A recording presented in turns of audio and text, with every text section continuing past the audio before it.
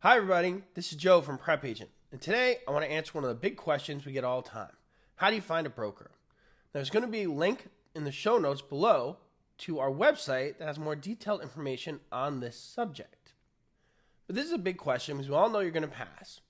May not happen the first time, but it's going to happen. You got to be persistent, and when you do, you need to hang your license with a real estate broker. So what do you look for in that broker? There's a bunch of things, and I'm going to go through them, and hopefully this helps. So the first thing I want to talk about is the commission split. So everybody talks about the commission split, but let's be very clear. If you can't make a sale, it doesn't really matter what your split is. So please do not worry about the split when you're starting out. There's many other factors that are much more important.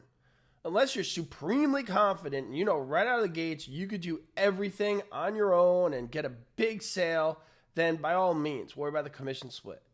But for the rest of us, you might need help getting off the ground, need some support when you get started, so you want to pay for that support via a percentage of your commission out of the gates.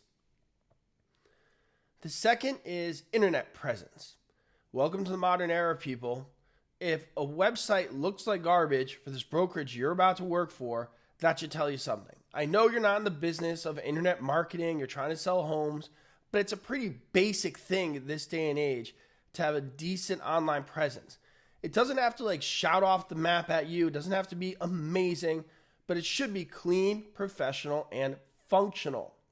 So I would recommend checking reviews on the internet about the brokerage you're going to work for and going to their website and clicking around. If the website has broken links and things just don't match, well, take a hint.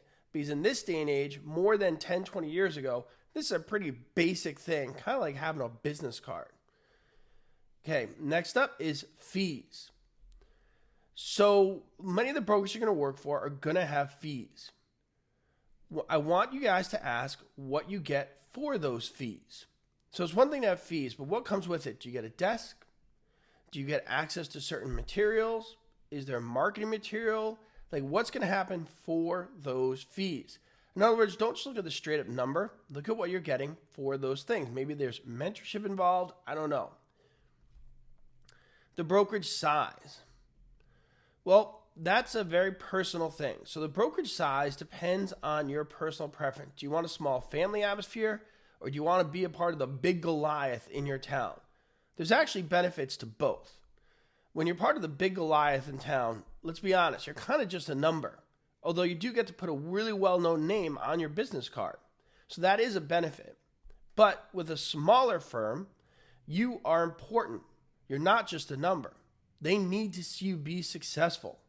So the brokerage size depends on if you want to have that small personal approach and really help the little guy do well and you have value within that framework. Or if you just want a big name and you're going to represent them and you might just be a number amongst hundreds of agents in that office. Okay, next up is the training.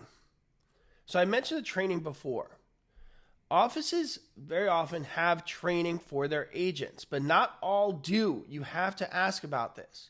My advice is to ask to sit in on a class.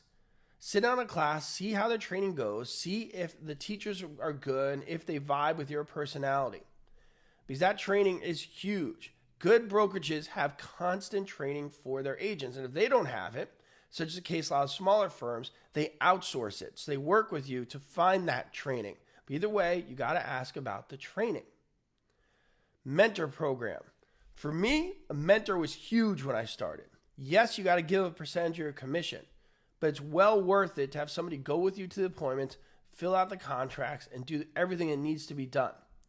So ask about the mentor program, ask what the commission split is, and most importantly, ask who the mentor will be, and then make sure you meet with them. Management support, that's the next thing I have on my list. So management and administrative support is basically the same thing. Somebody's got to help you with that paperwork, and it can get overwhelming, and you want to focus on your sales. So check to see what kind of management and administration support exists for you as a new agent. So those are some quick tips I want you to look at when looking for the right brokerage. There's more detail about this information in the show notes below. For now, this is Joe from PrepAgent, and I'll talk to you soon. Bye.